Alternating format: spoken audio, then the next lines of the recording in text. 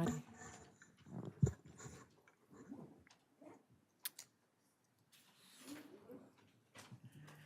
Good morning, and welcome to the Ventura County Transportation Commission regular meeting. Today is, June 5th. We're going to go ahead and get started. The time is now 9:03. And we're going to ask Commissioner White to lead us in, let's do the roll call, please. I'm sorry, I'm all mixed up. We're going to have a Pledge of Allegiance by Commissioner White. Please stand, hand over heart. I pledge allegiance To the flag of the United States of America and to the republic for which it stands, one nation, under God, indivisible, with liberty and justice for all. Thank you. And now we're going to have the roll call, Madam Clerk. Chair McQueen Lejeune, Here. Vice Chair Parvin, Here. Commissioner Brogy, Here. Commissioner Crosswhite, Commissioner Here. Commissioner Enegren, Present. Commissioner Engler, Here. Commissioner Halter, Here.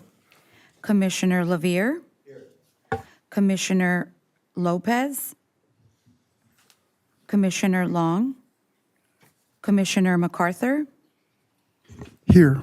Commissioner Lang, Here. Commissioner Tremblay, Here. Commissioner White, Here. Commissioner Regisford. Here. Thank you. Great, thank you. And now we're going to call for public comments not related to the agenda or not agendized today. And so do we have any public comments not on the agenda? I see we have one, Vera Vega. Come on up to the podium, please. Yes. Here to speak on behalf of myself and others who may be experiencing the same problem in the dispatch call center for Ventura County. And I've called about this already before. I spoke to the general manager, and I don't know what's going on in the call center, but they're being very condescending. And I have screenshots of how long I stayed on the call just the other day for 20 minutes. And when someone finally answered the phone, it said Gold Coast taxi cab, and then they hung up. I ended up calling back again, and I spoke with Hernan, and I let him know what was going on. Before that, prior to that, I've been having continuous problems. And there's a specific dispatch representative named Joe. He'll keep me right there on the phone, and he'll be talking to his colleagues and disregarding what I'm calling in for. And I think it's because when I call, I'm very respectful and I'm trying to find out information. I commute out of Oxnard, sometimes Ventura, and I work here in Camarillo. If they're doing that to me, I can imagine who else they're doing that to. I spoke with Matt briefly with VCTC because when he called, which I appreciated, I was at work. And actually, I should be at work right now, but my boss knows that I'm here right now. So they represent you, as you know, and that no one there or anywhere should you or I or anyone else, for that matter, be experiencing that.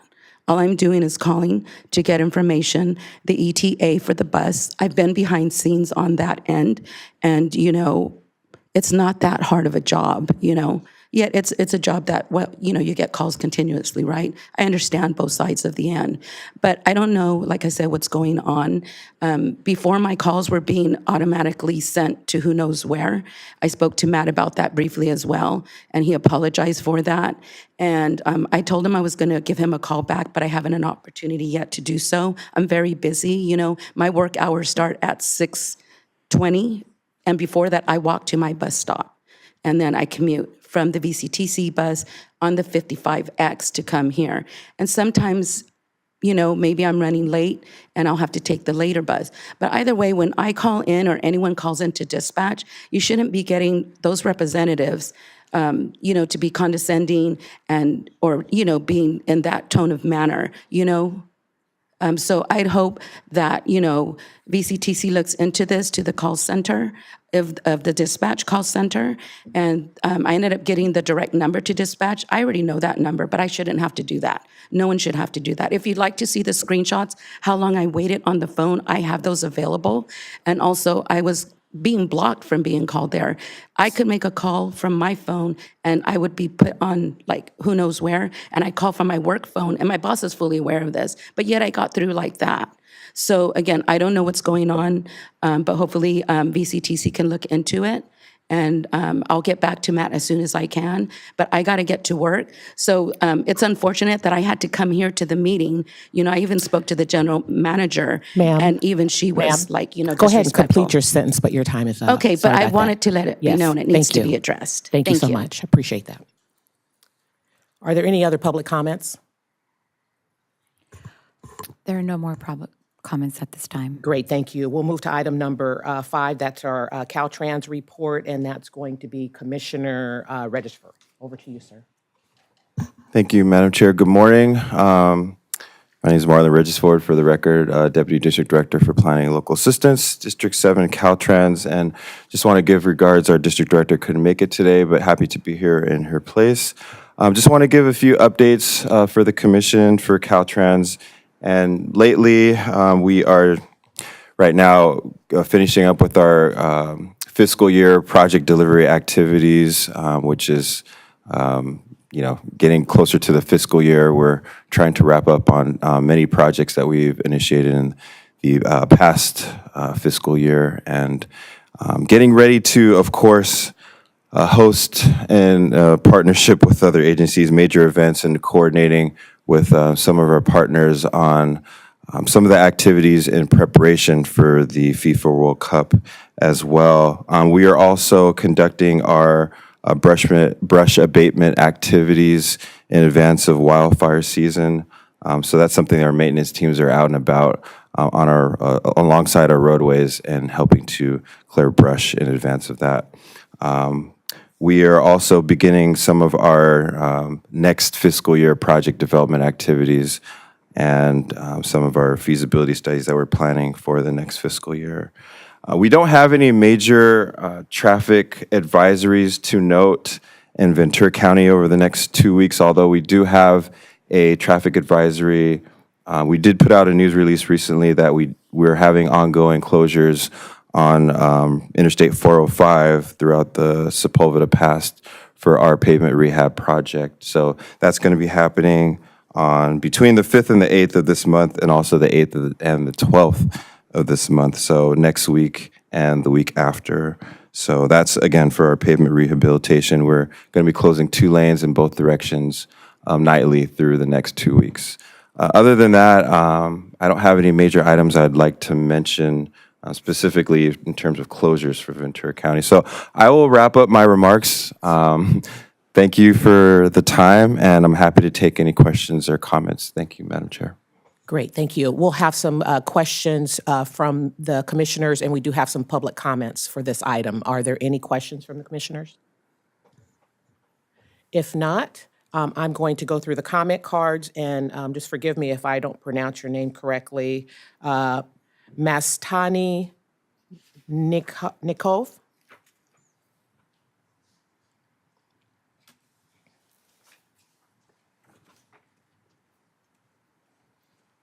Hello, good morning. I'm here from R&R Demo. I would like to take a moment to share our experiences and why participation in this matter is important to us.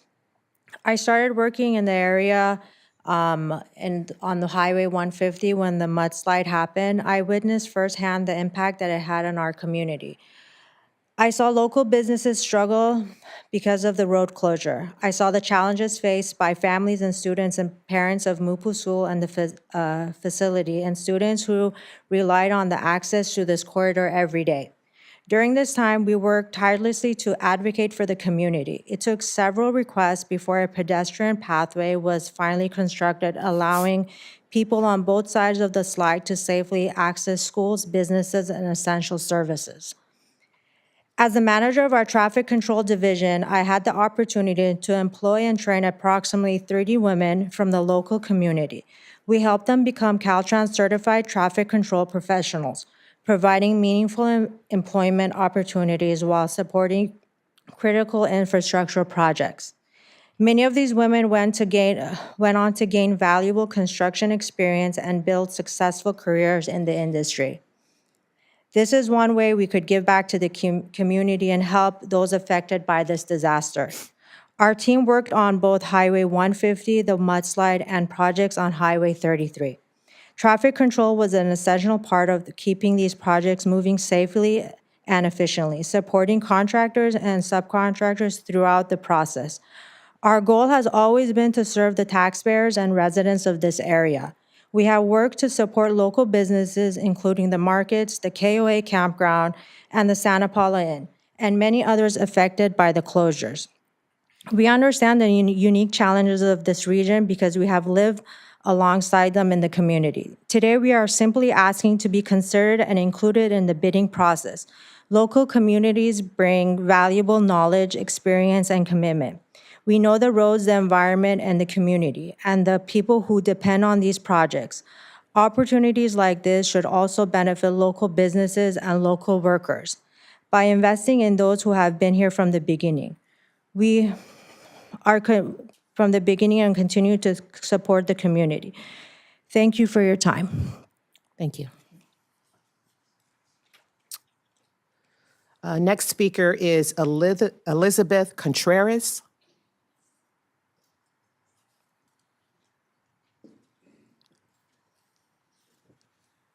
Good morning, council members. My name is Elizabeth Contreras. I live in Oxnard, California, resident of Ventura County all my life. I'm here, I am here to speak on or comment on the Caltrans report and to share my perspective as an employee of R&R Demo and Grading in Ventura. I have been with R&R Demo and Grading for the last 9 months and have had the opportunity to see firsthand the company's commitment to supporting infrastructure projects throughout our region. Our team provides the equipment, manpower, and expertise necessary to assist with critical and transportation and public works projects. R&R has demonstrated its ability to work collaboratively with agencies such as Caltrans and to help address project needs efficiently and effectively. Through our resources and experienced workforce, we stand ready to support infrastructure improvements that enhance safety, mobility, and reliability for our community. Thank you for your time. Thank you. Next, there's Sarah Stanley.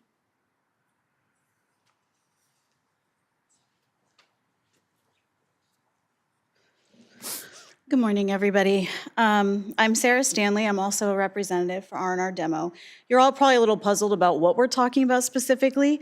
There was a bid that took place about a week and a half ago. We were excluded from that bidding process. It was an invitation only. We were not invited to the same project scope that we have been working on for 2.5 years. The same roadways, the same systems, we were excluded.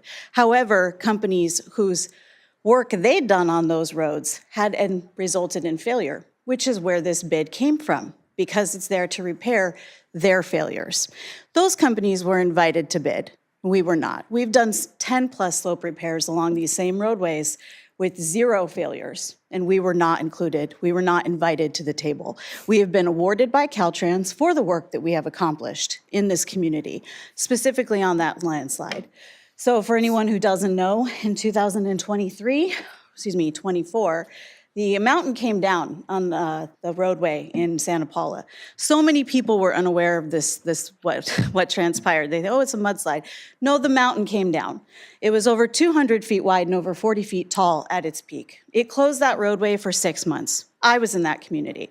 I was impacted by that. I had to change my son's school. I had to disenroll him and put him in another school because I could no longer get him to his school because I couldn't make that drive anymore. I couldn't get to the grocery store. I couldn't get to the gas station. I had no means other than to go up and around through Ojai. It was the longest drive from Santa Paula to Santa Paula you've ever seen. It was an hour and a half Best case scenario. This company stepped in, they fought for us. They got the community involved. They got a trailway so that we could park and walk our kids through to get to school. To get to the other side, we would have somebody else waiting for us. We could get our groceries, or we could Uber to get what we needed. He lobbied for our community. He hired more than 30 people from within this community. He kept business with local trucking. He got that dirt off the road and gave it back to the farmers locally. He saved Caltrans millions of dollars. Why are we not even invited to come to the table? That's what the concern is today. We don't mean this to sound in any way disrespectful, just it's puzzling. When a big company that I don't question their ability to do the job, I'm sure that they're outstanding.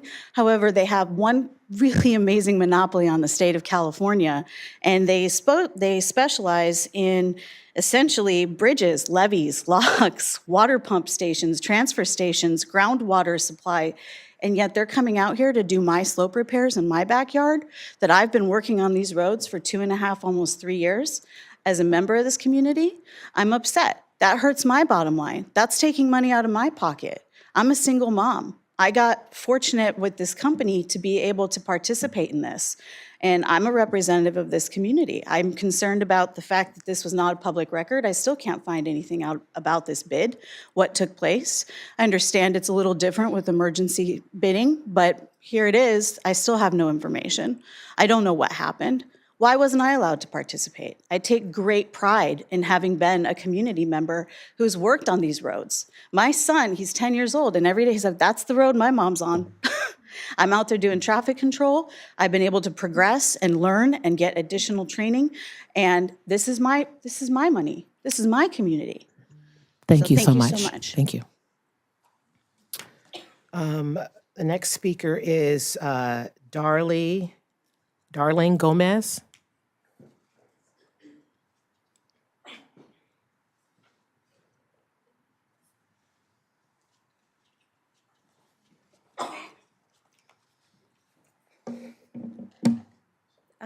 Good morning, everybody. Good morning. My name is Darlene Gomez. Sorry, I'm a little nervous here. This is Dylan Farwell, a colleague. And I'm going to read off of my notes here.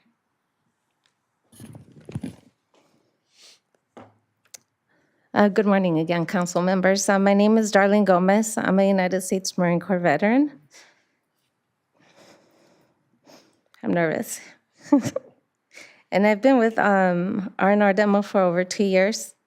I'm not usually one who speaks in public meetings, but I felt it was important to share what this company means to the people who work there. And I'm here today not just for myself, but for my colleagues, sorry, who are out in the field doing the work every day. And as a Marine, I learned the importance of teamwork, accountability, and looking out for the people beside you. Those same values are what I found at R&R. Many of us have built careers here. We've learned new skills, taking on new responsibilities, grown both professionally and personally.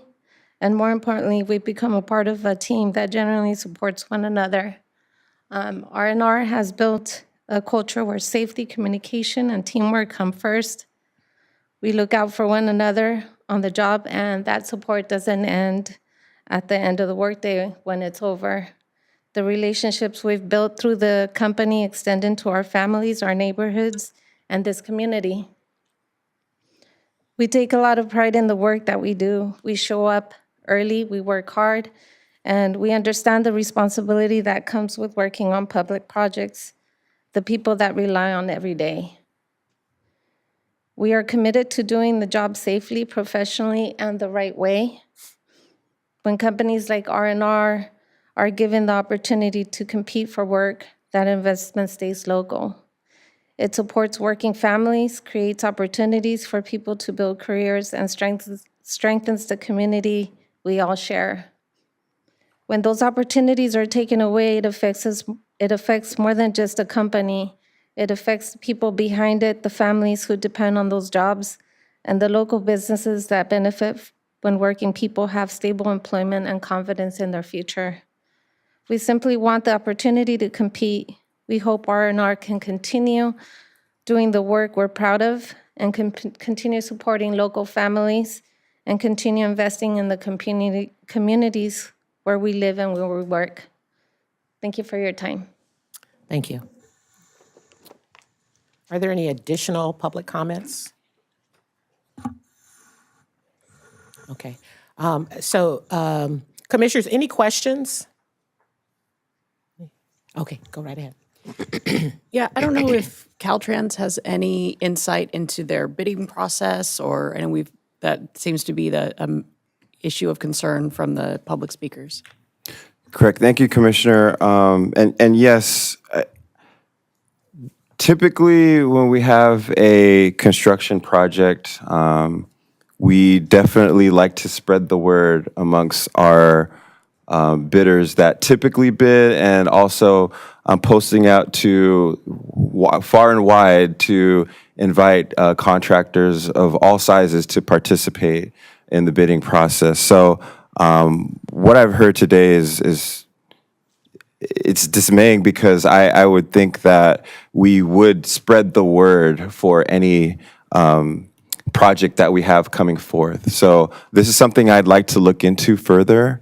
This is something we want to make sure is visible to the community, because we expect and we hope that the community, if there are contractors that are local, that they are able to participate in the bidding process. So that's something that I'm going to look into with our construction team, just to ensure that the bidding process was fair and it was transparent. If not, then we will rectify that. Appreciate that. And just one more question on a separate section of what's our 10th Street /150. There's been some concerns about, as the construction has been slowly progressing, there's been some concerns around some signage that has been taken out and then not put back. I think one of them was a stop sign, and there's some other street signs. And so just if as that is progressing, if we could get some updates. I know there's some intersections where the pedestrian crossings sat open pits for several weeks. So just there's been some concerns from the community about the rate of certain parts of that project, especially as it pertains to the signage and the pedestrian pieces. So if you could just keep us updated on that, that would be helpful. Thank you, Commissioner. I believe I did hear that there was a request regarding some signage on 150 as well. So we'll update the commission on that process. Thank you. Commissioner MacArthur. Yes, I just wanted to thank the speakers that came up and sharing their stories with us, and I'm glad that our commissioner from Caltrans is listening, because that is certainly of concern. Right, we pride ourselves in being transparent and being fair and equitable, particularly taking into consideration those local vendors that are here within our community. Much like you stated, you live and work here, you certainly feel the impacts of that. You have the experience with R&R too. I mean, you're here attesting for it. And so I'm really glad that our commissioner is attentive, listening, and going to do a deep dive into what happened and rectify it if it needs to be. So thank you. Great, thank you. Anyone else? If not, we're going to move on to item number 6, our commissioner reports. Anything that a commissioner would like to share, this will be the time. Anything at all? Okay. We'll move on to our executive director report, Mr. Erickson. Thank you, Chair McQueen-Lejean. Good morning, Commissioners. Happy June. Kind of in line with our climate around here. It looks like we had a little bit of June gloom in May too, but we can see it's back today.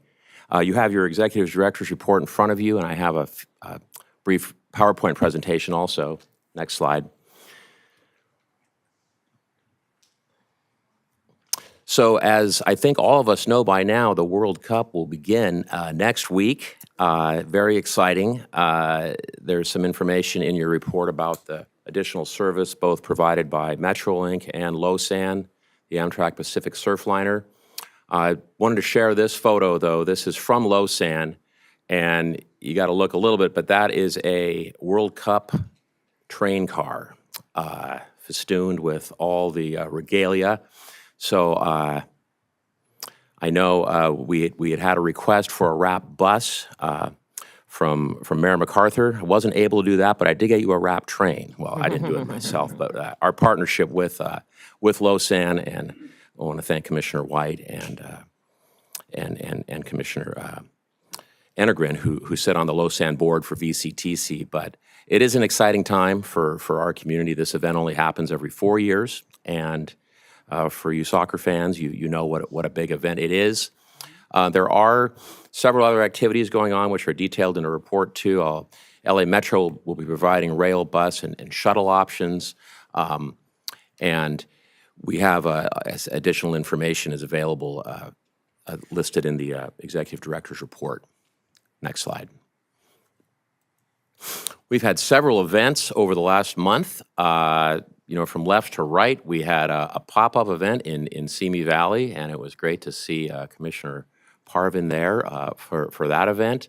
We had several of these different events around the county, both in Ventura and Oxnard also, and getting some great feedback and really focusing on the issue of safety, traffic safety, pedestrian safety, and bicycle safety, which is something that is foundational for our organization. And as we all know, we've had our series of tragic events with whether it be pedestrian but I personally, I think we have the best looking of FSP vehicles in California, and as you know, Amanda Fagan and her team have been working very well on this. This continues as we just pass our 5 years of service in Ventura County now.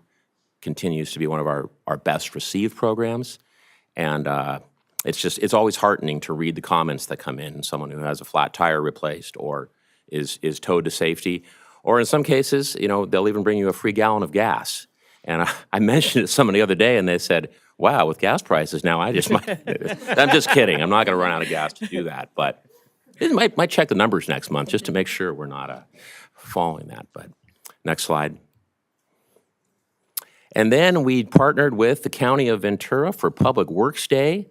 This is a great event. VCTC for years has provided staff to the bicycle safety booth, and Commissioner Jim White and I have done it for several years. I was in Washington and Jim was traveling, so I want to thank Amanda Fagan and Heather Miller of VCTC staff for being at the booth this year. Hundreds of school kids come by, and it's just a great opportunity to share the importance of bicycle safety, wearing helmets, making sure cars see you, making sure you are biking safely in the community. And we thank the county for our great partnership on Public Works Day. And when I was in Oxnard, I was in the Public Works Department for 5 years, so I still kind of consider myself a Public Works veteran, even though I'm on the regional side now. But it was a great event. Next slide. That's for the PowerPoint. Thank you. I did just want to make a note. It's in your report, the first item. We just recently completed our Federal Transit Administration triennial audit, and it went very well. I think in some ways it was one of the best we've ever had. And I want to thank Director of Programming, Vanessa Schoenwald, and her team, Heather and Gaiska, and all of my staff, particularly the transit staff. They're very careful to say this is not an audit. It's a triennial review, but it really is an audit. They come and they look at all the money we've spent on public transit over the last 3 years. And we had a visit from the FTA Region 9 Administrator, Ray Tellis, and I had a great chance to talk with him, and he was very impressed with the projects that VCTC is doing with our partners, with Gold Coast Transit, with Simi Valley Transit, with all the agencies. And he commented that for a smaller county, we are really doing some remarkable things. So I thank the commission and especially my amazing staff. I've been doing this a long time. In previous lives, I've had a few triennial reviews that didn't go as well. So this was, again, a great review, and I was very grateful for it. So with that, I'm open to any questions. Any questions? Okay. No questions. We'll move on to our agenda review. Are there any adjustments to the agenda? There is one adjustment, Chair McQueen-Lejeune. In the agenda, item 9P, there was a typo, which I would just like to correct. It is on attachment A. It's in the first table. There was a mistaken entry for a driver wage in the second line of the first table, number 2, the last column on the right. What did read, it reads on your current agenda, $25.85. It should be $26.85. So it was a dollar mistake there. We'd like to correct that for the record. And that's the only change. Great, thank you. And is there a motion and a second with that adjustment? I'll make a motion. Second. Okay, with the adjustment of number 9A. Okay, great. Madam Clerk, can we take roll, please? Commissioner Broggie? Commissioner Crosswhite? Yes. Commissioner Enegren? Yes. Commissioner Engler? Yes. Commissioner Halter? Yes. Commissioner Levere? Commissioner Lopez? Commissioner MacArthur? Yes. Commissioner Lang? Yes. Commissioner Tremblay? Commissioner White? Yes. Vice Chair Parvin? Yes. Chair McQueen-Lejeune? Yes. Thank you. Great, thank you. We're going to move on to item number 9. That's our consent calendar. Our calendar will be enacted in one motion unless the item would like to be pulled. Commissioner would like an item be pulled. But before that, do we have any public comments for the consent calendar? There are no public comments for the consent calendar at this time. Great. Are there any items to be pulled, commissioners? If not, can I get a motion and a second to approve the consent calendar? So moved. Second. Great. Madam Clerk? Commissioner Broggie? Yes. Commissioner Crosswhite? Yes. Commissioner Enegren? Yes. Commissioner Engler? Yes. Commissioner Halter? Yes. Commissioner Levere? Commissioner Lopez? Commissioner MacArthur? Yes. Commissioner Lang? Yes. Commissioner Tremblay? Commissioner White? Yes. Vice Chair Parvin? Yes. Chair McQueen-Lejeune? Yes. Thank you. Great. We're going to move to our first discussion item, and that's item number 10, fiscal year 2026-27 proposed budget. And this is a public hearing. Please present the report. Good morning, Chair, Vice Chair, Commissioners, members of the public, and staff. This morning, I'll be presenting the final proposed fiscal year 26-27 budget.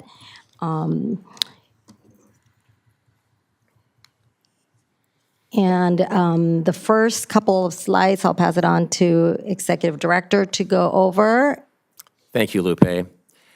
And here we are again in June, about to hopefully adopt the final budget. I just wanted to start by thanking Chair McQueen-Lejeune, Vice Chair Parvin, and immediate past Chair Judge, who serve on our Administrative Finance Committee. They have reviewed the agenda first back in March, and then the full commission in April, and then again, Chair McQueen-Lejeune and Vice and immediate past Chair Judge reviewed the item in May. So I feel like they provided some really great insight. I thank you for that. It made our budget stronger. I'm just going to cover briefly the federal and state transportation and transit funding. Could spend a lot more time on this. We've been keeping you pretty up to date. As you've probably heard by now, the federal funding, there has been a bill introduced for a multi-year federal funding bill, the Build America 250 Act. And I was actually in Washington, D.C. with the Mobility 21 delegation when this was released. It's always kind of exciting. This will be the seventh multi-year bill after ICE-T, or the Intermodal Surface Transportation Efficiency Act, was introduced in 1991, which was important because it took a lot of money that used to be completely spent on highways and made it flexible for different modes, rail, but bike lanes and transit. For us in particular, the CMAQ money, the Congestion Mitigation Air Quality funding, and the Surface Transportation Block Grant funding are critical components of that have funded several programs. So far, it's kind of anyone's guess if this bill is going to survive over the next few months. There is, as you know, an election coming up for Congress. But even if it doesn't, it sets at least a baseline for a bipartisan piece of legislation that, in that sense, it's similar to the IIJA, its predecessor, which was very helpful toward public transit in particular. It increased operating funding for public transit by 30%. Even in this early stage of the bill, that funding seems intact, although there is unfortunately some decreases in rail funding which are concerning, and we'll be following that closely. We are very, along with not just Mobility 21, but with all of our neighboring transportation commissions, watching this bill very carefully, trying to advocate for at least holding the line on the funding that was achieved in IIJA and hopefully adding more. I try to be a cautious optimist moving forward. Even though we are primarily state funded, over 70%, the federal is still 30%. And on the state funding, again, a lot going on. In a nutshell, at least from my seat, a lot of it has been working to try to keep the legislature from reducing programs that we are using to great effect right now in the cap and trade area. That funds both our youth ride free and our college ride program. As I've shared with you before, the governor is trying to find a way to keep high-speed rail funding going. To that extent, it is, affecting some of our funding. So that debate continues apace, and will certainly be something the new governor will inherit and a challenge, because I will keep advocating that we are doing so many great programs with the existing funding we have right now. None of that should be lost to keep high-speed rail going. Now, a lot more on that, but we could use more Metrolink, we could use more LoSAN, we could use more transit funding. We are coming to the second year of SB 125. We're grateful the state provided that funding, especially for Gold Coast Transit. They received almost a third of it, but it was a lot of money for our county. I wish it would keep going, but it is ending after this year. And we, along with Gold Coast, along with all our transit partners, bus and rail, will be really digging in and looking at the next few years, because we are going to try to do everything we can to not have to lose service. Gold Coast Transit's our largest transit provider, but our VCTC inner city and all our services are important. And in the past, we've been able to come up with creative solutions to these challenging problems, but I'm confident with the spirit of partnership, we can do it again. But we will, again, be keeping you updated as we move forward in the state budget process. If there's any silver lining, it looks like at least the budget revenues seem to be higher than anticipated. And our LTF sales tax revenues, which you'll hear about later today in the unmet needs report, are a little bit higher. That's based on state sales tax. So that's good. But if the economy shifts and we go into a more pronounced recession where the sales tax numbers go down, then that becomes a bigger problem. So cautiously optimistic moving forward. And with that, I want to turn it back over to Lupe. And just before she starts, I want to thank her, Daisy Contreras, Tao Lee, and Mel of her staff for the just fantastic work they've done with everyone on the budget this year. Sometimes I feel like I'm relearning the budget, even though I've done it several times. But this was a particularly tricky year because there were a lot of funding uncertainties, and I'm confident that the budget we're presenting for you is not only balanced, but I think it's also accomplishing a lot with funding that is, like I said, kind of uncertain. Thanks, Lupe. Thank you, Martin. And before I get started, one of the things that we did a little bit different this year is we did some budget adjustments in May, basically shifting some of the expenditures from this fiscal year to next year due to some of the projects that are not going to be finalized this year. And so you'll see the variances impacted next year's budget, and you'll see that the difference is a lot of it is due to that. So I'll cover that during my presentation. The final budget that we're proposing and is before you is a balanced budget at $165.9 million. The new revenues are $141.6 million, and we have transfers in at $24.2 million. The components of the revenue are the estimated proposed new revenues are $23.3 million are from federal funding, $112 million are estimated to be from state funding, and $6.3 from local contributions, local fees, and interest earned on investments.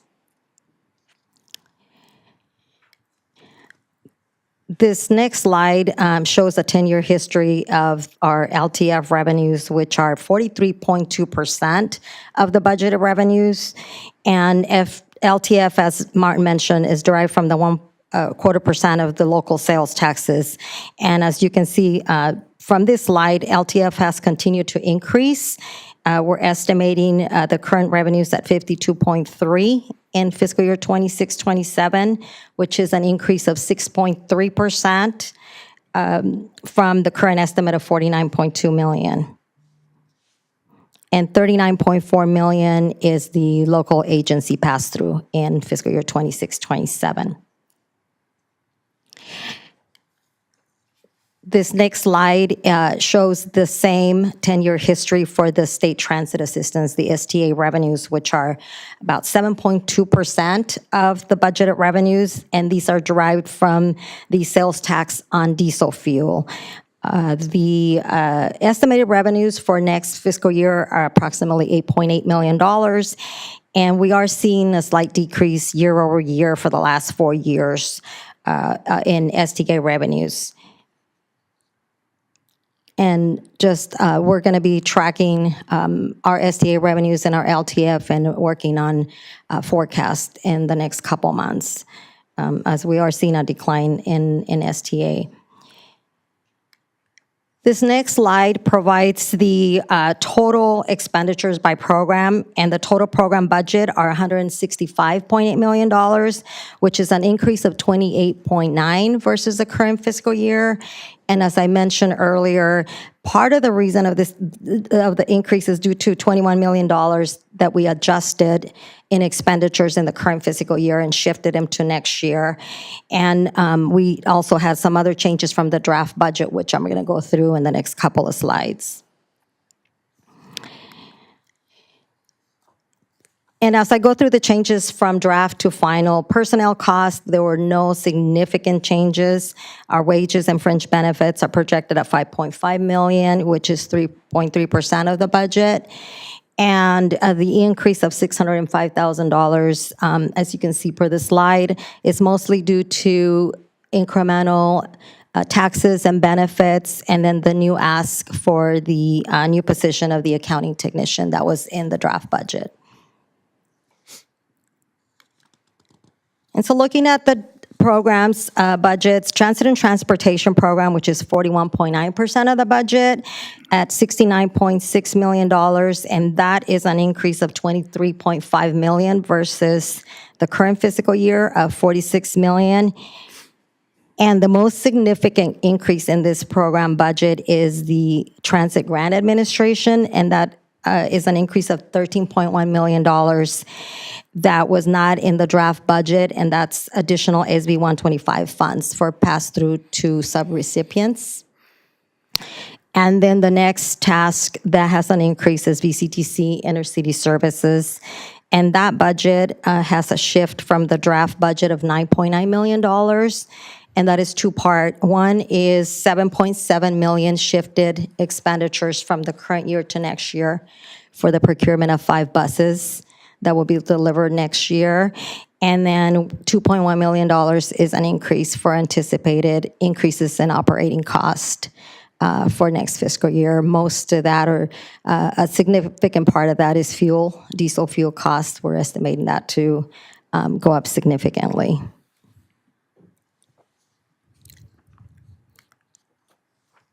The next budget program is the highway program, and there are no significant changes in this budget program from the draft budget.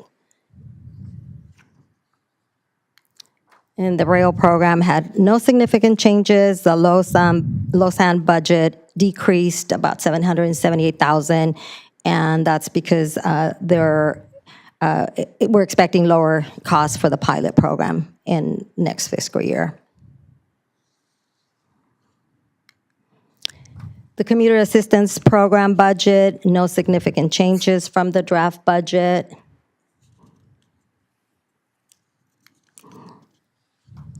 And planning and programming, no significant changes. The TDA budget is roughly $500,000 lower than what was presented in the draft budget. And that's because we have committed funds to one of the cities that haven't claimed it, so those have to be subtracted from the available funding.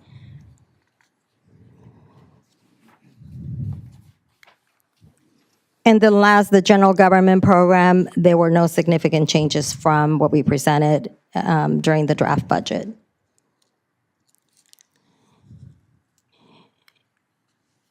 And this next slide is probably one of my most important slides, because it really shows the fund balances at the estimated fund balances at the end of next fiscal year. And what we're estimating as a fund balance is $17.2 million, which is general fund balance is $28,000. And these fund balances are after reserves. We really don't have a reserve for general fund. We have $50,000. And LTF balance, that's $683,730, and we do have a $4 million reserve. So this amount is net of that reserve. The STA fund balance, the estimated fund balance is $13.6 million. SAFE fund balance at $1.9 million, and we do have a 1.5 reserve. SGR fund balance at just under $900,000, and then SPBL at $25,000. And VCTC and Valley Express don't carry a reserve, a fund balance, I should say. They have fund balance, but it's all their capital assets, so it's not a liquid reserve fund balance.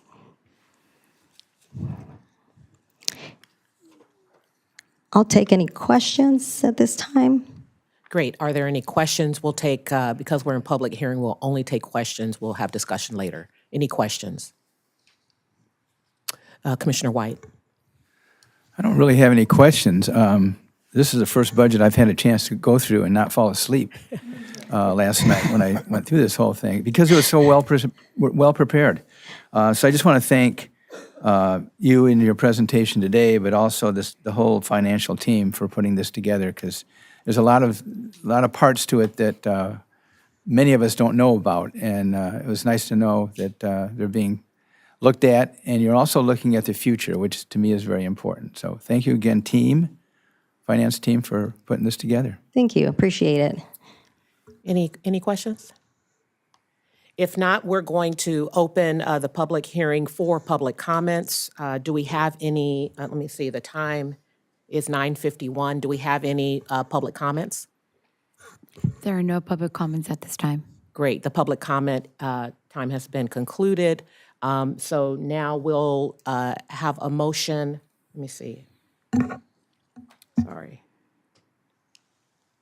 Yeah, is there a motion and a second to receive the budget? Madam Chair, can I move staff recommendation? I second it. Got it. Is there any discussion? Any discussion? If not, Madam Clerk, please take roll. Commissioner Broggie? Yes. Commissioner Crosswhite? Yes. Commissioner Enegren? Yes. Commissioner Engler? Yes. Commissioner Halter? Yes. Commissioner Lavier? Commissioner Lopez? Commissioner MacArthur? Yes. Commissioner Lang? Yes. Commissioner Tremblay? Commissioner White? Yes. Vice Chair Parvin? Yes. Chair McQueen-Lejeune? Yes. Thank you. Great, and thank you, Ms. Arcero, for your Thank you. presentation, and Mr. Erickson for your leadership, and the whole team, so thank you so much. We're going to move on to our second public hearing, item number 11, fiscal year 2026-27 Transportation Development Act, unmet transit needs findings. Good morning, Madam Chair, Commissioners. I'm Dolores Lopez. I'm the Transit Planner here with VCTC, and today I'm presenting the results of the 26-27 Unmet Transit Needs Assessment, our findings, and our recommendation for this board.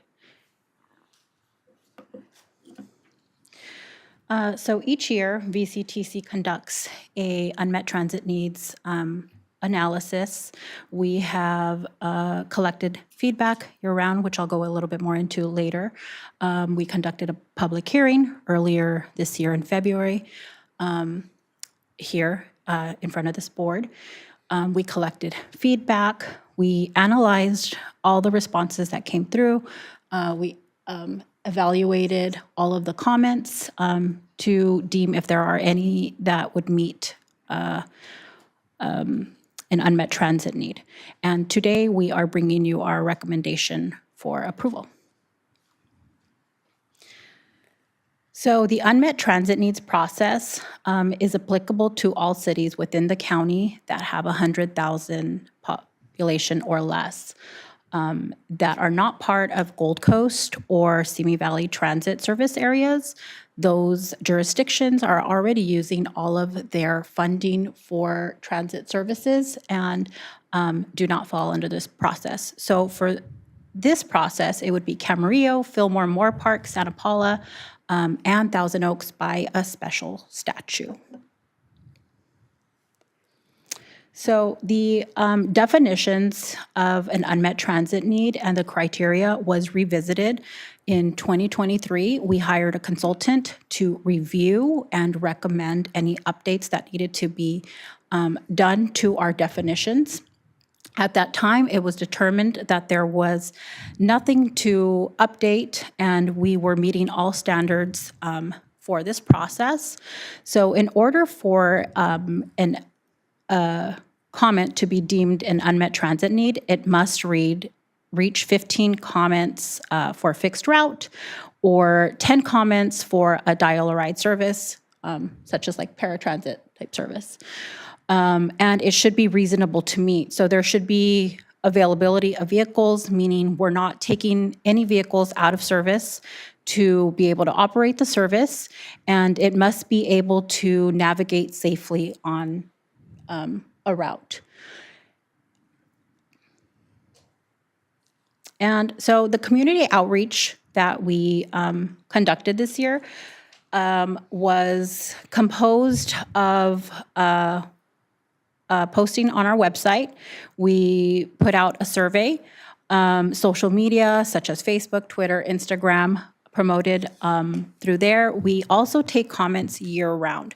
So although we have a committed period between December 15th through February 15th, we are continuously taking comments, hearing feedback from the community, and that's inclusive of telephone calls at our customer service center, when we attend events, emails, any way that someone can get a comment to us, we are more than happy to take it.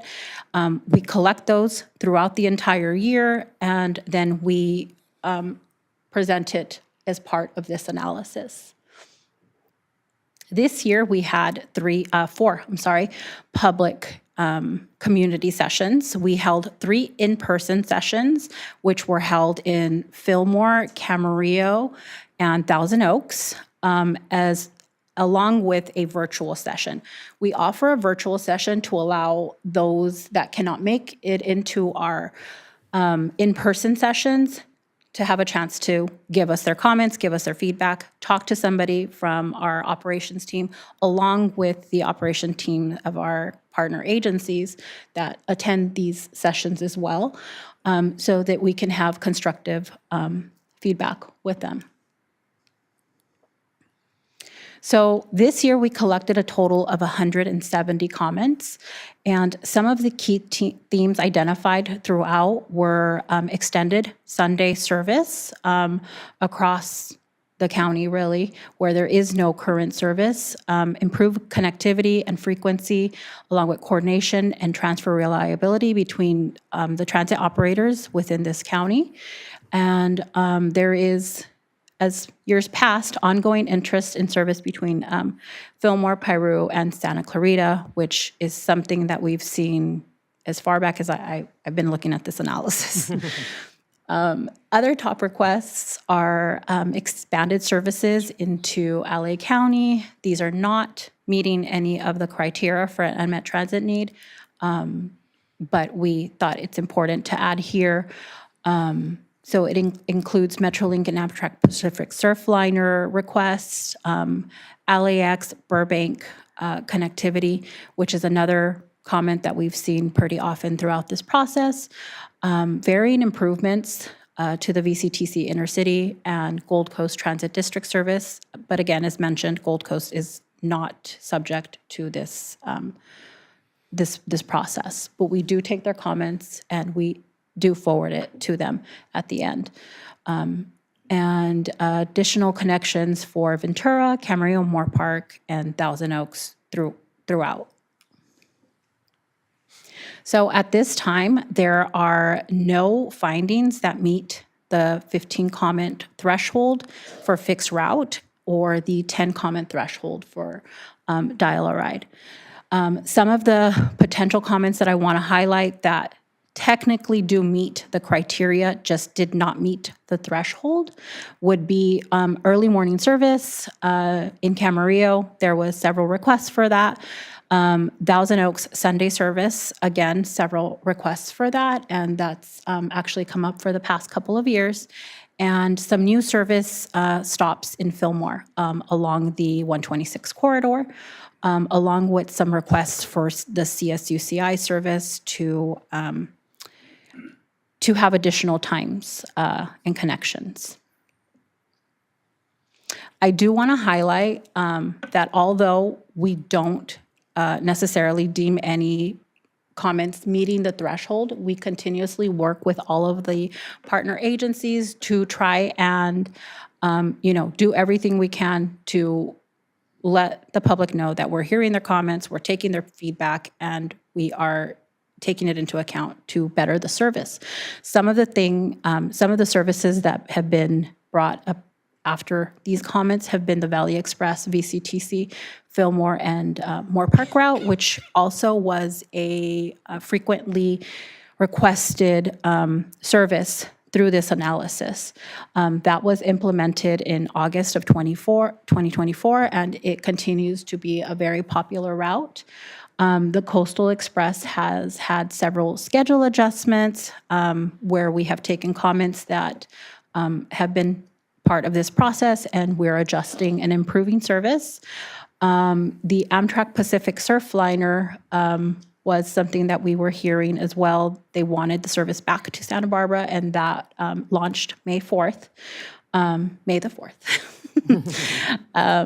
and has been very successful as well. And we have also conducted a countywide bus stop assessment, which we brought to you last month and presented to this board.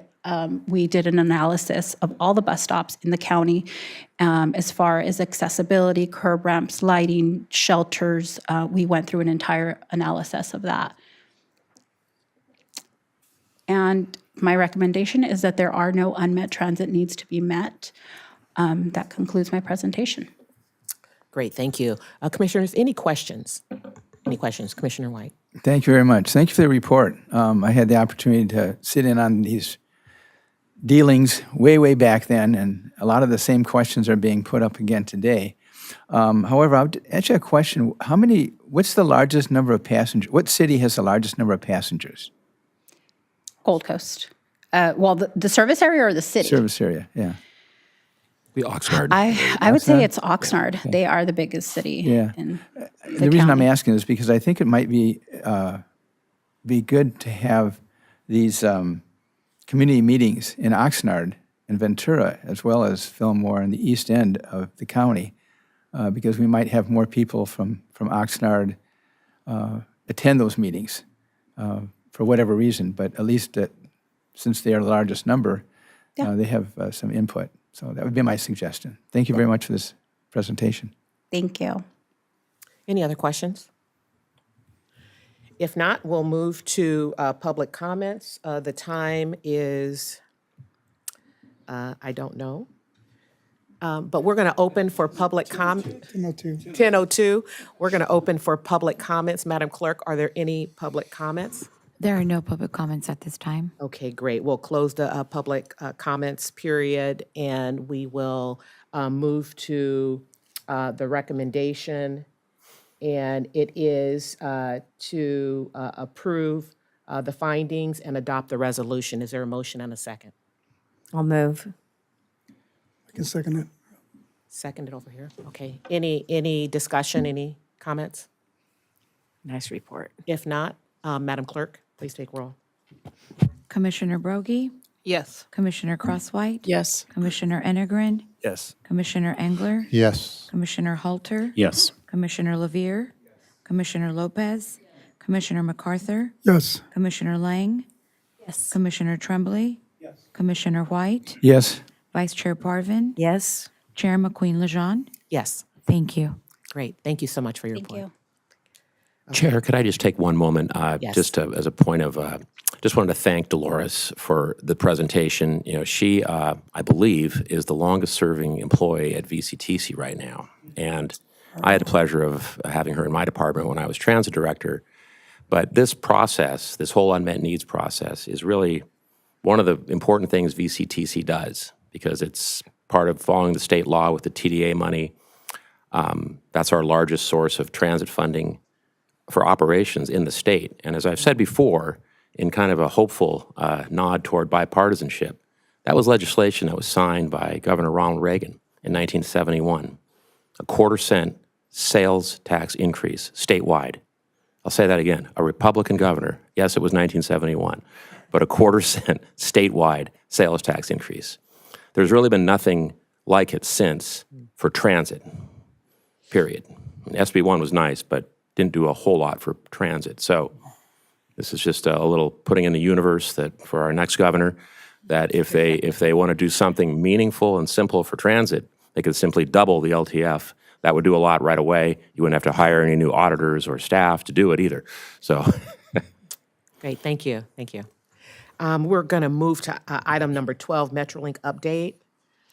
Good morning, Chair and Commissioners. You have the report before you, but I'm here to introduce today CEO Darren Kettle to speak.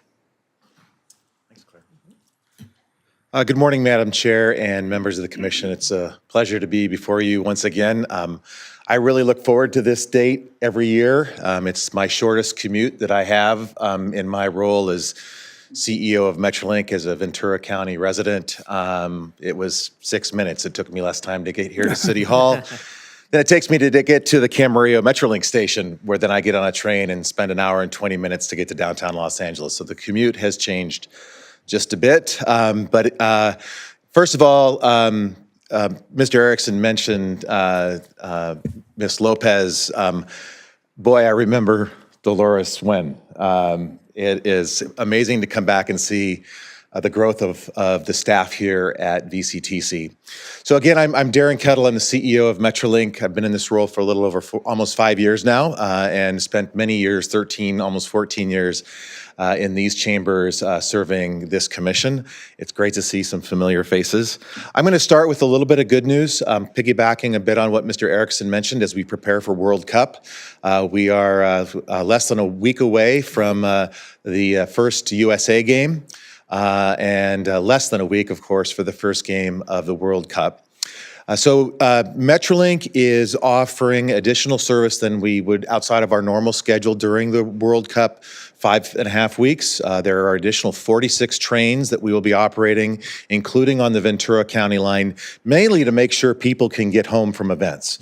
Whether you're attending an event at Los Angeles Stadium, otherwise known as SoFi, or if you're going to fan zone events throughout the region. We'll be running trains to get people generally back to Moore Park. Unfortunately, we're not able to go as far as East Ventura because we end up in Union Pacific territory, but at least we can get us all back to the 805, where you will be able to. There are major events at LA Coliseum. There is a large fan zone event at Los Angeles Union Station. And so it was important, people getting there, but we need to be able to get people home. So we're excited about being able to provide that service, particularly in somewhat lean times, and I'm going to get to that in a second as we talk about Metrolink's fiscal challenges that I believe were included at least a bit in your board report by Ms. Grasty. Another piece of good news, though, that I'd like to share is, as is usually the case, VCTC, you're always innovating. And when you innovate, there's nothing like being able to come in and follow what innovative agencies are doing. So later this week, actually early next week, we are launching contactless payment on the San Bernardino line as a pilot. It's a little bit different than the contactless payment that VCTC has instituted in Ventura County, mainly on bus service because it's a single fare system. On our line, when you're going from either San Bernardino to anywhere, all parts in between, we have a fare-based system. So having a contactless payment where you just tap your credit card or your iPhone or your Android device, you're able to board a train. If you've traveled in Europe, you've done this before. And of course, if you spend time in Ventura County and you're using transit, you can do that here too. But we are piloting it on the San Bernardino line, and we're pursuing a grant so that come LA 28, we have all 7 of our lines having that capability to have contactless payment, where you just again tap your credit card or your mobile device to pay for your fare. So again, congratulations to VCTC for instituting that. It does show again the innovation and leadership that a small agency that regularly punches above its weight that VCTC has always been about. So those are the good news stories, but unlike the very smooth sailing that you just took as it relates to your annual budget, the Metrolink budget is experiencing some other significant challenges. And so I'm going to go into that briefly. A year and a half ago, recognizing how we were coming out of the pandemic, commuter railroads were changing across the country. There's 32 commuter railroads now in the United States. There had been 33, but the one that served Minneapolis, Minnesota, Minneapolis-St. Paul went out of business for some of the same struggles that many of us are dealing with nationally, and that is the fact that coming out of the pandemic, the world is so significantly changed. We are historically what's known as a commuter railroad, and the nature of the commute fundamentally changed in March of 2020, and we are continuing to try to figure out how that change can be addressed as we come out of this pandemic. About a year and a half ago, with the full support of our 5 county member agencies, including VCTC, we launched what we called Metrolink Reimagined. It was a schedule that was changing the way we did business. We were looking beyond just the commute that was our history and wanted to start service that provided trains on all 7 of our systems, on all 7 of our lines throughout the day and into the evening.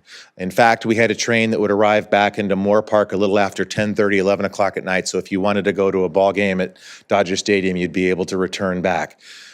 We launched that service and we anticipated ridership growth, and we've seen some ridership growth. The challenge has been it hasn't been to the level that we had forecasted. I don't know that there is any great consultant or forecaster that can look at ridership and say, coming out of a pandemic, this is what's going to look like. And we've certainly struggled with that. So in this last fiscal year, one of the things that we found with our forecasting is what we'll call unrealized fare revenue. We anticipated about an additional $15 million in fare revenue from fare-paying passengers that has not occurred. So as we look towards the next year, we realized that our forecasting needed to be adjusted, and so we've done that. But what that does mean is we've built a service model that was anticipating $15 million that isn't showing up. So we start the year right out of the gate with $15 million. If we were looking at doing the same service in fiscal year 26, 27, we're $15 million out of the gate behind where we thought we would be. Secondly, we've had our two largest counties, our two largest member agencies, Los Angeles County Metro and the Orange County Transportation Authority, inform us that they were going to be reducing their member support from the year that we're in today. In the case of Orange County, they put us on notice of a reduction in member agency support of 10%. That translates to $5.2 million reduction from the current fiscal year to the next fiscal year. Los Angeles County Metro, which generally contributes 51% of our member agency support on any given year, put us on notice of a reduction of about 3% from the current fiscal year to the next fiscal year. That's about $4.2 million. So $9.5 million in round numbers of a reduction from our two largest investors as we're looking towards a year where the third part of this equation is that we operate all of our services almost all of our services utilizing contractors. So our engineers and conductors, those are not Metrolink employees. Those are employees of Alstom Transportation, a international transportation company. All of our maintenance of way and track and signal, all that it takes to maintain our railroad is done by Herzog Transportation, a national company. Our law enforcement is provided by Los Angeles County Sheriffs. So those big contracts all have escalators in them. So we have a year where we know we're going to have somewhere on the order of $9.5 million in reduction in member agency support. I am very thankful that VCTC's budget did not cut where we're going. In fact, a slight increase, as you saw from your budget. So VCTC's always been committed to Metrolink, even without a local sales tax measure. Sorry, Mr. Erickson, you knew I had to mention it. Certainly it wasn't for lack of trying by people around this organization over the years. And so we find ourselves $9.5 million plus $15 million, and then those escalators, those annual escalators of somewhere on the order of $6 or $7 million. All of a sudden, you start doing the math, and we're at $30 million structural operations deficit as we look towards fiscal year 26, 27. So we had to build a scheduling scenario recognizing the budget limitations. And that scheduling scenario was going to take what we currently have operating of about 164 trains a day down to 96 trains a day, about a 40% reduction in service. That did not make anybody happy. And so we're continuing to work with the 5 counties to try to identify a service level that can be accepted, but also meets the fiscal challenges. Part of this is a request has been made, and thanks also to Mr. Erickson for continuing this communication. Our request has been made of Sacramento, recognizing the importance that Metrolink has to the region, the critical roles that we play in meeting statewide goals like reducing vehicle miles traveled and greenhouse gas emissions reductions, access to housing, access to employment. All of those factors are things that are important to Sacramento. We're making the case that if it's important to you, Sacramento, put your money where their mouth is. Come in and support us. This is the time to do it. So we have made that request of the state legislature as well as the governor's office. And we are seeing some positive response, but until I'm not going and rolling out service yet, counting on that check to show up just yet. Thanks to Mr. Erickson again for penning a letter supporting our ask of $35 million to support the service that we want to continue without any impacts. And we've had support from other member agencies as well. So we're hoping that we will be able to continue to make that case. We will also be looking at some modest fare increases on 2 of our ticket types, our one-way tickets and our day passes. We'll see some increases, assuming the Metrolink board ultimately approves that. We have not had a fare increase at Metrolink in 13 or 14 years. As those 32 commuter railroads go across the country, there's only one other railroad that has not increased fares in that period of time. And that's not necessarily a reason to raise fares, but the fact that we need revenues is a reason to look at modest fare increases. So we will be doing that. And then we'll be working with those member agencies that have, at this point, wanted to step up and continue to support Metrolink, particularly in San Bernardino and Riverside County, where they're indicating support for more service. But bottom line is, we are going to have to also continue to, when I mentioned Los Angeles County Metro contributes about 51% of our member agency support on an annual basis. Orange County comes in with about 20%. So 71% of our member agency support comes from those two counties. So when you have two counties that are going to indicate a reduction, that is going to fundamentally change how we're able to operate service. Recognizing also that LA is the destination of 6 of our 7 lines. So that is the real challenge that we have at Metrolink. This is not the time, I have communicated, this is not the time that we should be talking about reducing service. We are only 2 years away from the globe's biggest event. When we go from 164 trains a day to 96 trains a day, that's a 25% reduction in our crews. Trained, qualified, skilled railroad engineers and conductors that will go someplace else. We use freight train slots that we get from the Class 1 freight railroads. We'll have to give those back. If you've ever negotiated with a railroad, once you give something up, it's not easy to try to claw those back. I have said multiple times as an athlete, Mr. Erickson and I have all great long story conversations about our heyday and high school and all that stuff. It takes us way back as athletes. But if you're going to go out and run the 400 meters in the summer of 2028, you don't just show up to the track meet and go out and run 400 meters. You go and train and you train and you train and you train. And not to be mixing the term train, but this is not the time. We should be in training, getting ready to provide the best experience we can when the world comes to Southern California. So that is the case we've also made in Sacramento, and it has resonated. So I'm hopeful that that will help continue to make that case. Any of your advocacy as elected officials, as transportation agency board members, to your legislative delegation, Assemblymember Steve Bennett, it sits in a pivotal spot. So any advocacy that can be done is going to be of benefit to us. I would greatly appreciate that support. Madam Chair, that concludes my presentation. I'm happy to take questions. Great, thank you, thank you. Before we go to questions, Mr. Erickson, did you have anything? I just wanted to thank Darren for bringing up the need for a sales tax. It saved me from doing it at this meeting, as I've done in the past. But just to underscore some of the comments that Darren's made with respect to Metrolink, transit funding is so critically needed. And as he noted, the state really, I believe, needs to step in. Southern California, the region we're part of, the SCAG region, is nearly 20 million people. We are, if you count everyone down there, we're more than half the state's population. And Metrolink historically has been a joint powers agency funded by the member agencies.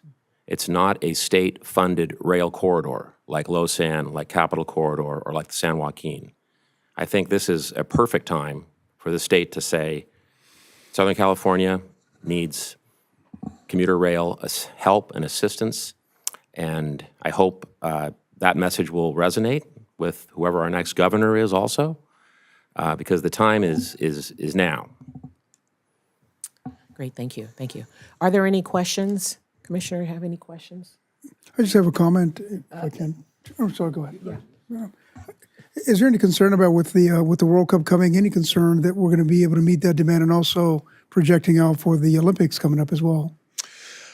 So from a World Cup perspective, we think we're in a pretty good place, but it is a very good opportunity to learn some lessons. We know we will learn lessons over the course of these next 5 weeks. Couldn't have a better time to be learning lessons than 2 years ahead of the LA 28. The additional 46 trains that will be operating on 5 of the 7 lines give us that opportunity. And I think where we are confident in our ability to serve is the fact that we don't expect a lot of people to use our trains to go to matches. We do expect people to use our trains to go to fan zones, because there are fan zones, sponsored fan zones all over the region. including huge ones at Exposition Park and at LA Coliseum. You can take our train and a quick transfer. You're at LA Coliseum once you're at. So we see that as where we could maybe see some pressure on our system, but we think we're going to be fine with that. We've also, with federal support, we've also increased our security. We have an additional 30 LA County Sheriff deputies, as well as additional private security. So I think we want to make sure we can handle the people, but we also want to make sure we do handle it securely and safely.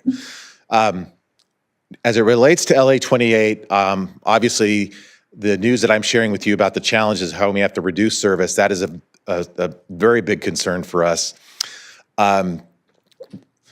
Southern California, again, LA 28 is being billed as a transit-first games. It had originally been said as a no-car games.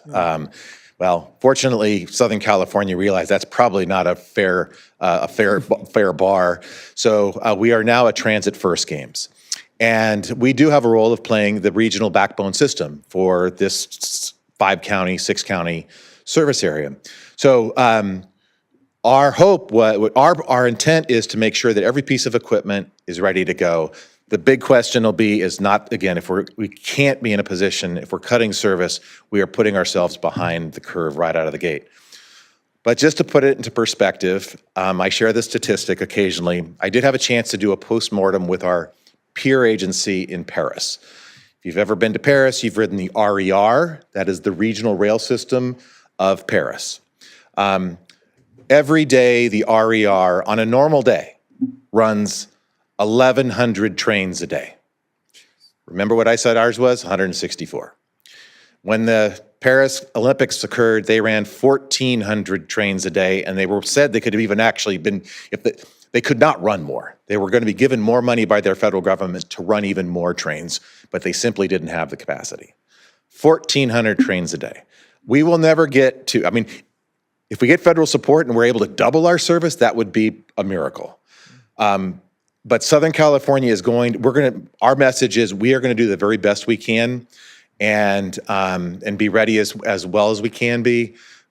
But that's going to be the extent of it. But my takeaway when I was in Paris is, well, we're not going to be Paris, but we are going to be Southern California, and we're going to do the best we can. Thank you. Thank you, Madam Chair. Great. Did I say Commissioner Tremblay? Thanks, Madam Chair, and Darren, thanks for your presentation.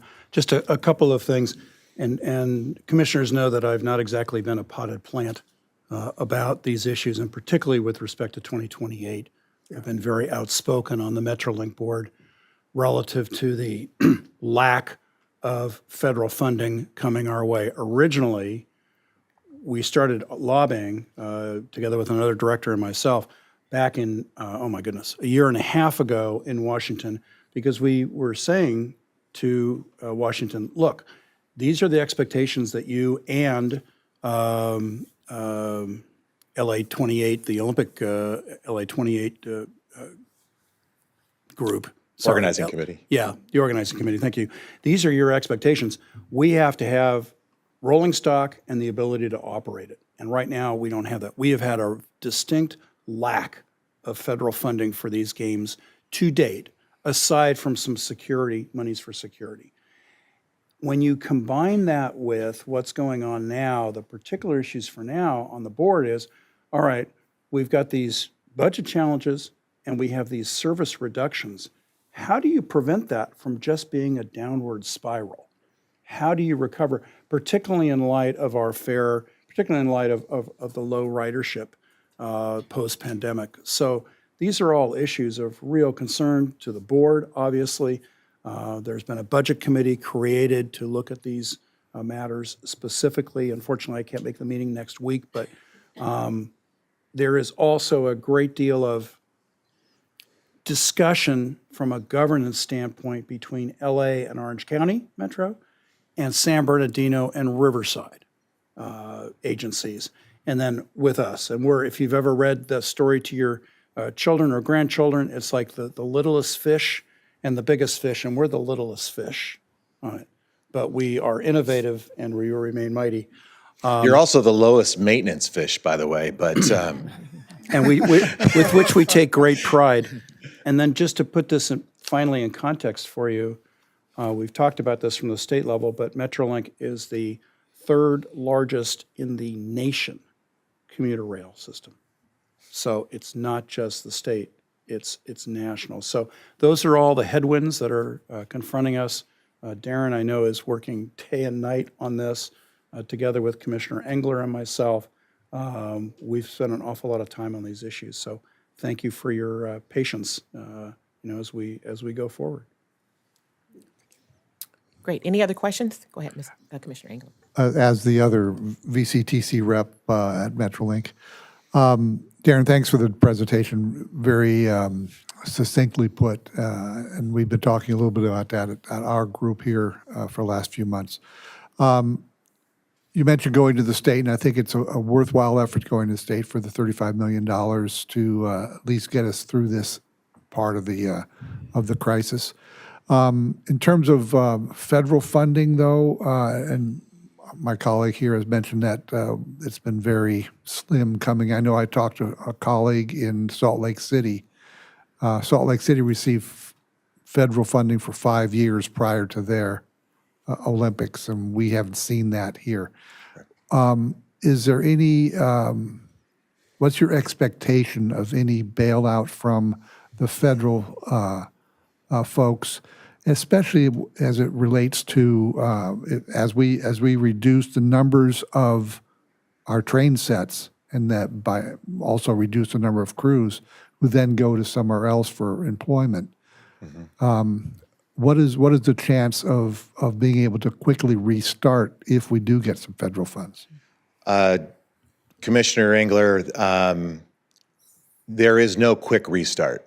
We lose these people. An engineer or conductor takes at least a year to be trained and qualified for their territory.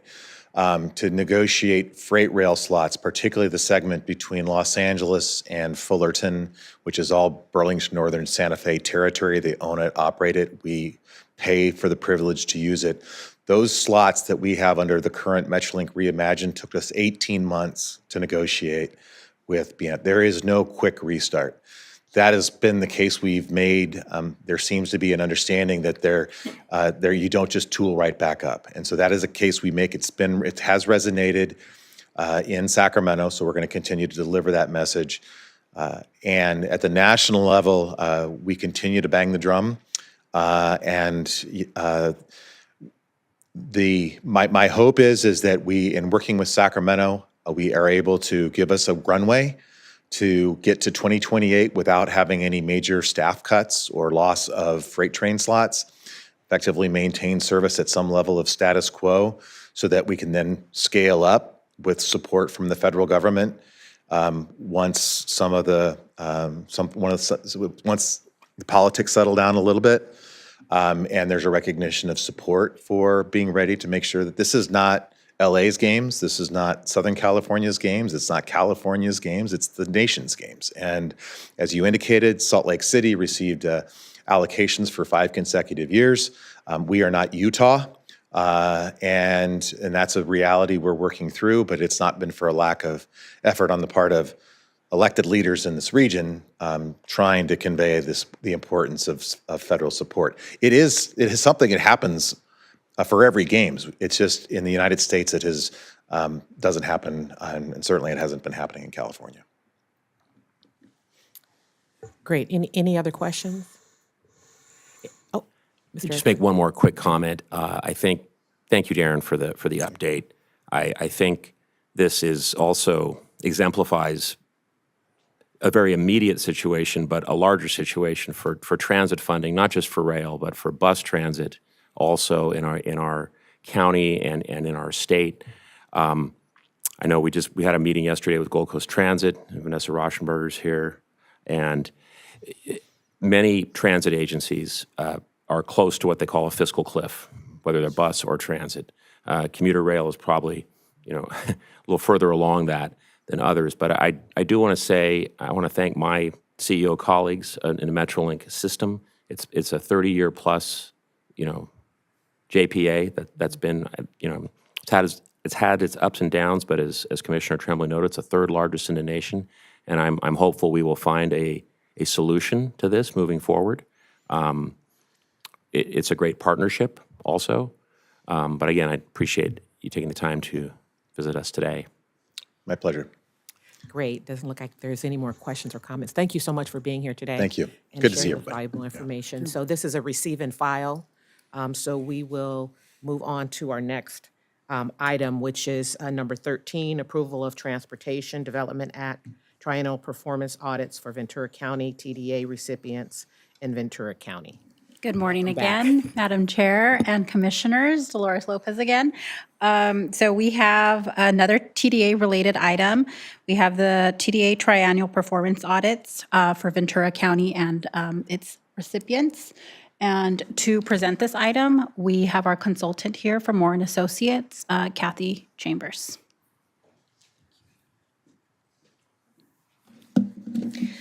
Good morning, Madam Chair and Commissioners. I am Kathy Chambers. I'm here representing Moore & Associates. We were selected by VCTC to prepare the TDA triennial performance audits covering fiscal years 2022-23 through 2024-25. So today I'm here to provide an overview of the process as well as the results of the audits of VCTC and the Ventura County operators. And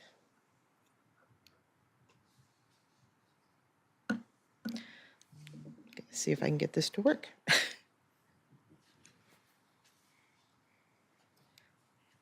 Am I doing it wrong?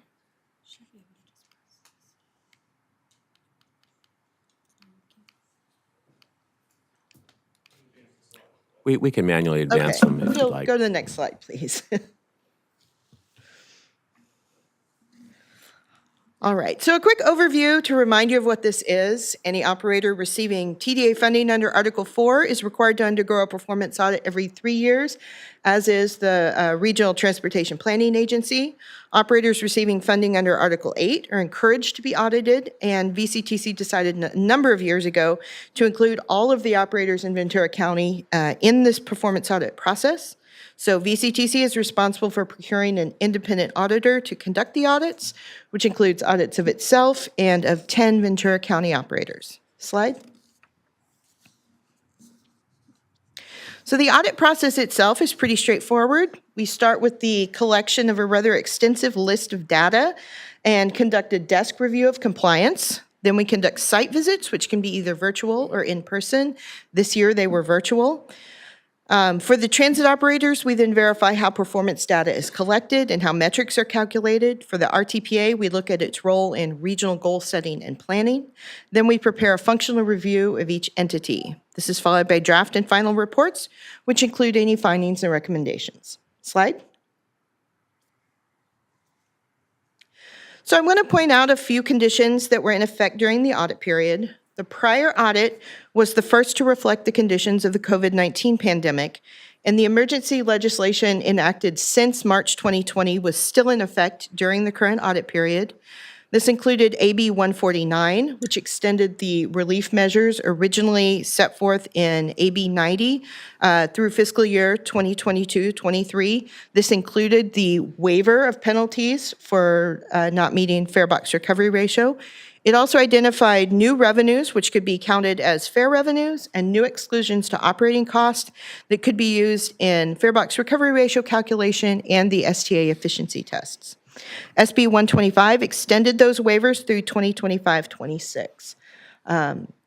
So there were no penalties for not meeting fare box recovery ratio during this audit period, though one of the things we focused on was looking at how the fare box recovery ratio was being calculated for each of the operators. We found that when the operators were using the additional revenues and exclusions as part of their calculation, this was typically sufficient to bring them above their required threshold should fare box recovery ratio be reinstated as a primary eligibility metric in the future. And at this point, this waiver is set to expire at the end of this fiscal year. So unless there is any other legislation, that will kick back in for fiscal year 26-27. Slide. One of the benefits in looking at performance data for all of the Ventura County operators across multiple years is the opportunity to look at the data from more of a 30,000-foot level. When all the transit operators in the county are aggregated, we can see just how much change there has been in ridership since the onset of the COVID-19 pandemic. While fixed route ridership growth has slowed, it has still increased by 87% since its lowest point in fiscal year 2021.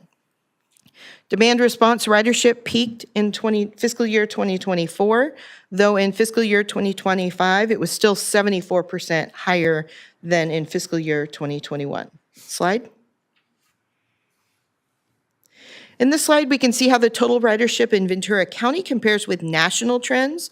While the two tracked pretty closely between fiscal year 20 and fiscal year 22, ridership in Ventura County increased at a greater rate in fiscal years 23 and 24 than the nationwide trend. Ventura ridership then kind of leveled off in fiscal year 25, while the nationwide ridership did continue to grow. Slide. All right, so we're going to walk through the findings and recommendations for each of the audited entities.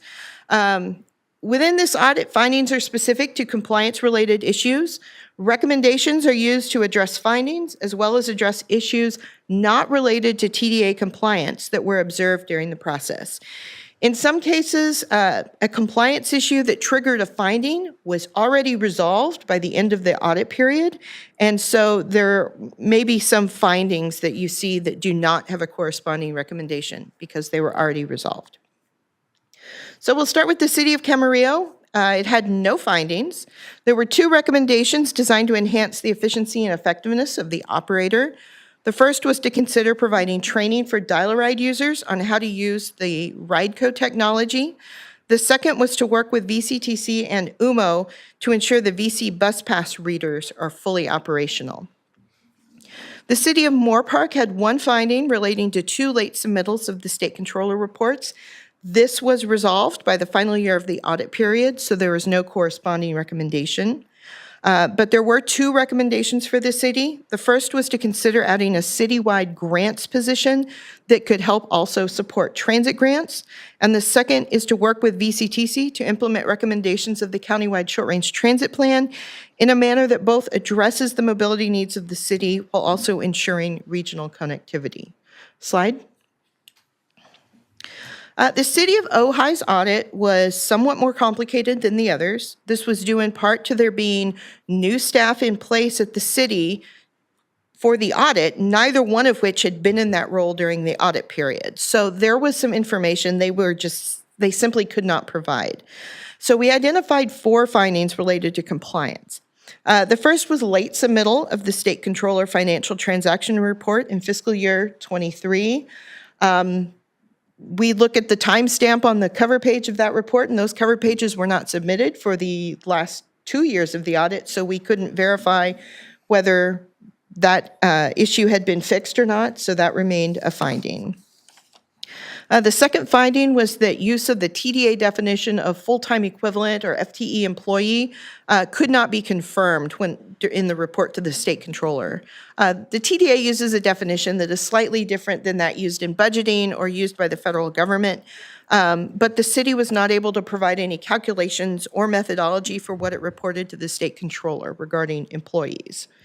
The third finding was the city's inability to provide justification for budget increases greater than 15% annually.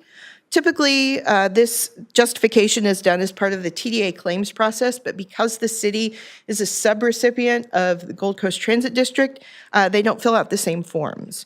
And since the staff that we worked with during the audit were both new, they were unable to provide any insight as to the greater than 15% budget increases. The final finding had to do with revenues not being reported in the right place on the state controller report, and some revenues didn't appear to be being reported at all. This made it impossible for us to verify if the city was eligible to receive all of the TDA funds it received. So the good news about these findings is that they're all administrative, and they can easily be remedied within the next audit period. So that's the really good news about this.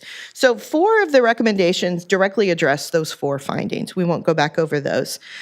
We did have 2 additional recommendations. The first was to work with the VCTC TDA auditor, fiscal auditor, to ensure the fare box recovery ratio in the fiscal audit is being calculated correctly. The TDA fiscal auditor uses the amount of TDA funds received rather than the full operating cost of the program when it calculates the fare box recovery ratio, which is not correct. That's not consistent with the TDA definition. The second additional recommendation was for staff to more accurately document performance data so that what is reported in the external reports, such as State Controller, National Transit Database, can be directly traced back to internal documentation. It's normal for there to be a little bit of variance in that because sometimes, you amend some of this data once it's reviewed, but there were some pretty big variances. And again, the staff participating in the audit that provided all this data was not in place during the audit period, which is one of the things that made it more difficult to reconcile the data.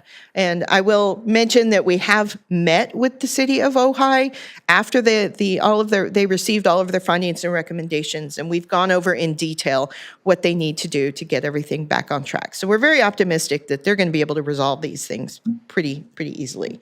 Slide. There we go. All right, so moving on, the City of Simi Valley had no findings. It had one recommendation, which was to continue efforts to fully staff its driver workforce. Neither the City of Thousand Oaks nor the East County Transit Alliance had any findings or recommendations. The county in Ventura had no findings, but two recommendations. The first relates to future fare box recovery ratio compliance. Because the Canaan shuttle is a fare-free system, if it has to meet fare box recovery in future years, the county is going to need to work with its funding partners in order to get sufficient contributions to meet that threshold. And so this recommendation is intended to raise awareness of what needs to be done in order to ensure potential future compliance. And then the second recommendation for the county is to explore its options regarding transition to zero-emission vehicles. Currently, the county leases its vehicles, but if it were to move to purchase vehicles, they would need to be zero emission. They would need to have the infrastructure in place to do that. And so it would need to work with CARB in order to remain compliant with the ICT. We also had no findings for the Gold Coast Transit District.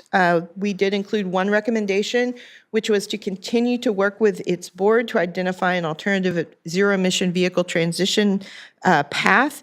This was in response to changes in funding availability for the hydrogen program that Gold Coast was counting on for its fuel. And so this is something that's very top of mind for both staff and the board at Gold Coast, and we felt it appropriate to reflect it in the audit. Slide. So no findings for Valley Express, VCTC Intercity, or VCTC as the RTPA, though we did have one recommendation for each. For Valley Express, the recommendation was to continue efforts regarding plans for its transition to zero emission, since the contractor's current leased facility cannot accommodate a transition to fully electric. For VCTC Intercity, the recommendation was to continue to work with the operations contractor so that the workforce is fully and sufficiently staffed. Finally, the recommendation for VCTC was to submit a formal letter to Caltrans accompanied by the RTPA triennial performance audit and certifying completion of the operator audits and maintain that documentation for the next audit. So this isn't a compliance finding because we were able to confirm through Caltrans that they had received VCTC's audit, but there was no documentation of it being sent. So the recommendation is to make sure that that is documented and it's saved somewhere where it can be found again in 3 years when this comes up again. Slide. All right, so that is all I have for you today, and I'm happy to take any questions. Are there any questions? No questions? All right. Oh, go. You go.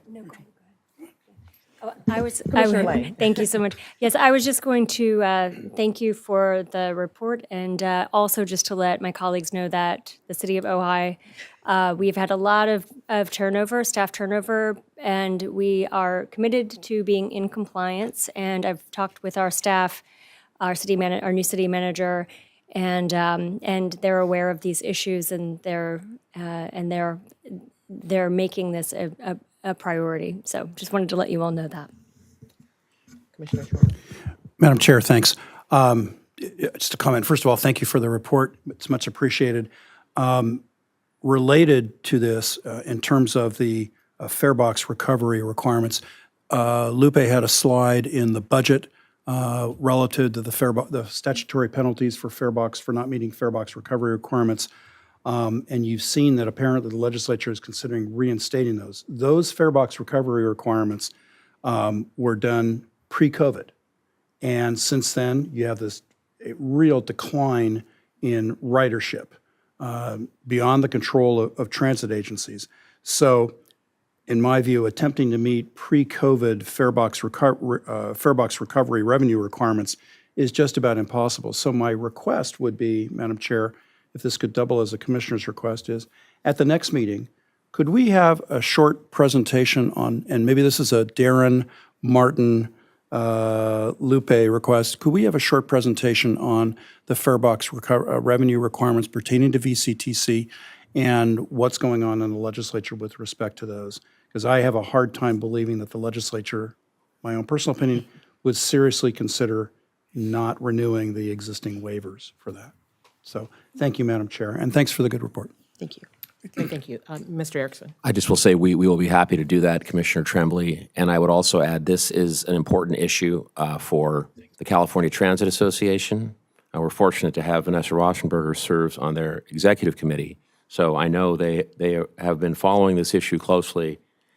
And it's, again, because Ventura County doesn't have its own sales tax, as we all know, it's more of an issue for us than it is for other entities, because the other entities that have their own self-help sales taxes, they use a portion of that money as operating costs. So they're able to meet the fare box requirement by using those additional revenues, which we've never had, but we still have found ways to do that. But I know we will be doing that, and I know Vanessa and the executive committee and CTA are following this closely. Great. Any other questions? Okay. I don't see a public comment for this item, so. No public comments for item 13. Great, thank you. So the audit is a receive and file. However, as mentioned, we want to record the submittal of the audit to Caltrans. So is there a motion and a second? Move? Is there a second? Second. Great. Any other discussion? Okay, Madam Clerk, please take roll. Commissioner Broggie? Yes. Commissioner Crosswhite? Yes. Commissioner Enegren? Yes. Commissioner Engler? Yes. Commissioner Halter? Yes. Commissioner LaVere? Commissioner Lopez? Commissioner MacArthur? Yes. Commissioner Lang? Yes. Commissioner Tremblay? Yes. Commissioner White? Yes. Vice Chair Parvin? Yes. Chair McQueen-Lejeune? Yes. Thank you. Great, thank you so much for that. Thank you. Okay, we'll move to item number 14, or General Counsel report. No reports from General Counsel. Great.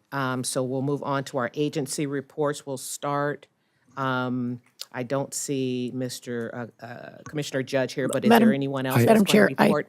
Okay, Commissioner Crosswhite. I know that I'm not Commissioner Judge, but I do have a couple of things that I will share. On the Energy Environment Committee, we had an update that the SoCal Green Print is finally going to be released on June 8th. So for those who are interested in that tool, it should be available starting June 8th to assist in decision-making on development projects. At the Transportation Committee, they did have a presentation for those who are interested in high-speed rail. There was an update from the High-Speed Rail Authority, so you could go back and check out that meeting to learn more about their presentation.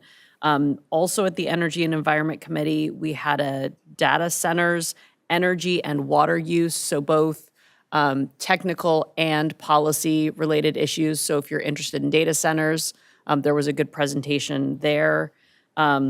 We also had an update on the transportation conformity and anticipated challenges in the region.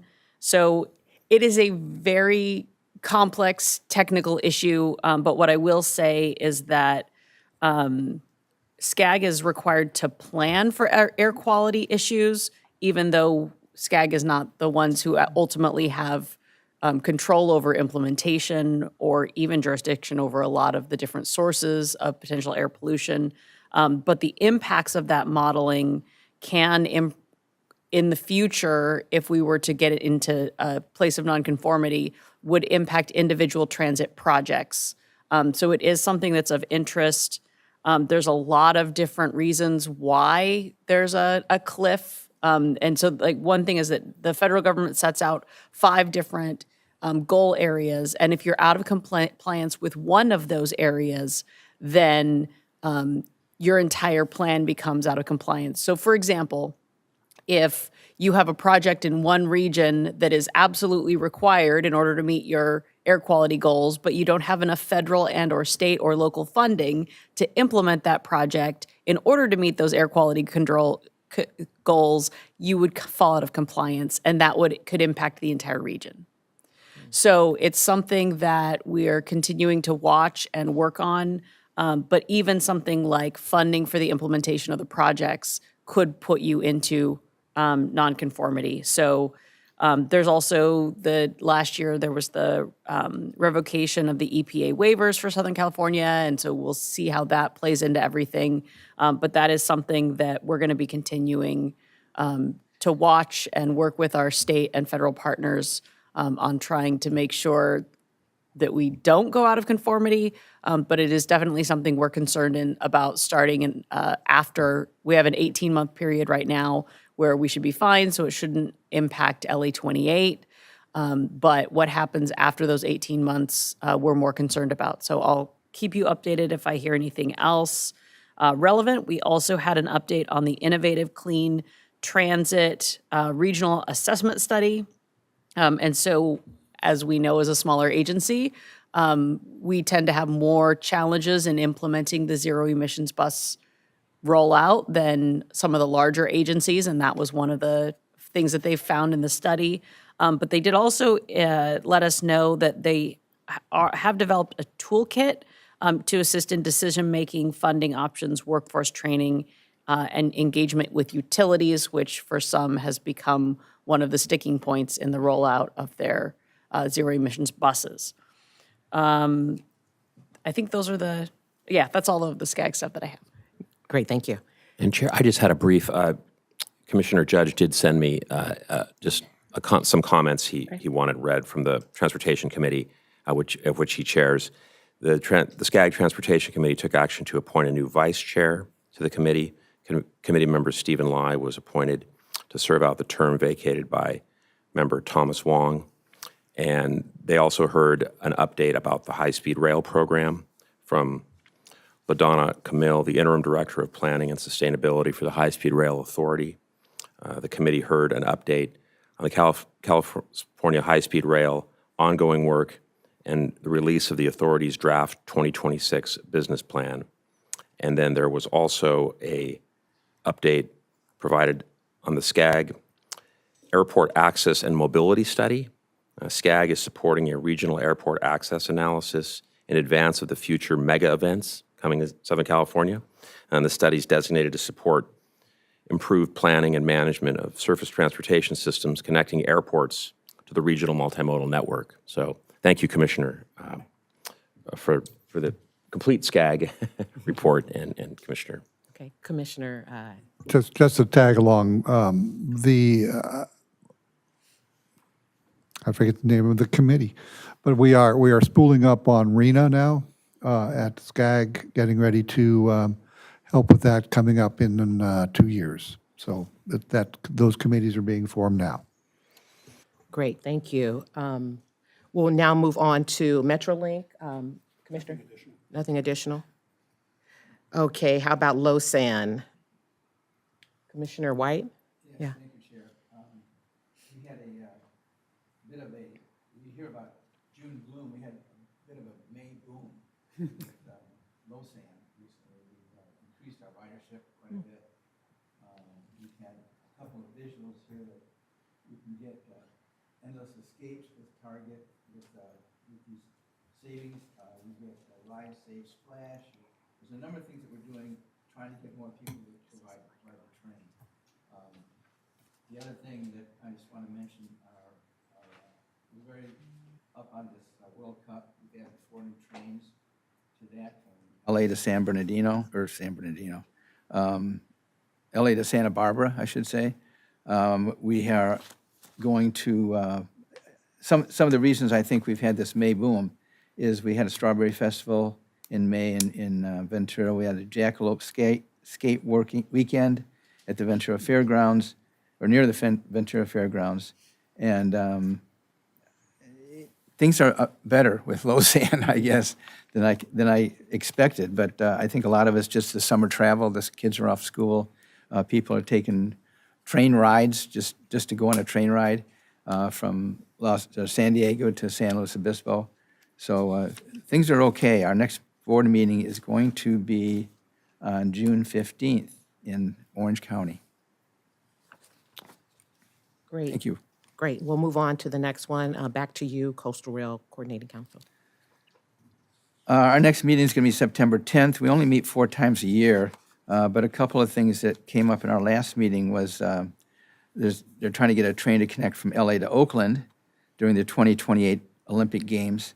A lot of talk about the Olympic Games going on right now. You know, what can we do? How can we get that going? The budget, no proposals. We're approving the cap and invest budget, which is due on June 15th. April ridership actually up and down the coast was up about 42%. And the last thing I have to say is that was the last thing I have to say. Thank you very much. Thank you, Chair. Thank you. We'll move to CalCOG's Commissioner Cross-White. Yeah, not a ton to report, but the one thing that I will share is that CalCOG did take an opposed position on CARB's recent manufacturing decarbonization incentive. And the reason for that is because it would reduce the overall amount of funding available for some of the transit programs that we depend on. And it was sort of mentioned earlier, but like the TIRSIP and the LC TOP and some of those funds that come out of the Cap and Invest program. So it's not that CalCOG opposes the manufacturing decarbonization, but the fact that there is no proposed solution right now for how we would fund those other programs. So there would be an overall reduction. Most of that money would end up going to high-speed rail and the CAL FIRE, and there wouldn't be very much, if anything, left after legislative priorities were filled for any of the ongoing transit funds that we then rely on. So we'll continue to watch what happens now that's in the legislature. But anyway, that's probably the big thing. And then they have launched with a partner agency an executive level training program to help train executive leadership in the region, or in the state, I guess. Great. Mr. Erickson. Could I just add on to that? Thank you, Commissioner Cross-White, for that update. And as I noted in my executive director report, VCTC also monitored that issue quite closely. Darren Peshka and Claire Grasti actually sat through the entire hearing. It was several hours long, and Claire was able to speak far into it and convey our concerns about the loss of transit funding that we utilize for programs like Youth Ride Free and College Ride. So more to come on that, but we'll keep you posted. Great. We'll go back to Cal Vans, Commissioner White. CalVans is, of course, an organization that provides transportation for a lot of different people in a lot of different situations. We've actually had to sell 10 of our vehicles, which doesn't bring in a lot of money because they're old vehicles. But we have to integrate more than 70 surplus vehicles back to our fleet that are currently in use. So we're adding more vehicles to our fleet. We We have quite a few vehicles that are electric vehicles here in Ventura County, which is kind of interesting. We have 19 vehicles in Ventura County right now. Many of them are being brought on because of the money that we get from the state, from the state and the federal government that allows us to get electric vehicles. Of course, it costs a lot more to run them, and some of them don't do as well out in the community as others. Our next meeting is June 11th, which is next week, I believe. And I'm anxious to hear more about how many vehicles we've had to sell to get money to buy new vehicles. So thank you, Chair. Great, thank you. Is there anything else before we adjourn for today? If not, I will adjourn today's meeting. It's 11:02. We'll be back here, same place, same time, July the 10th. So hope you all have a great day, and we'll see you next month.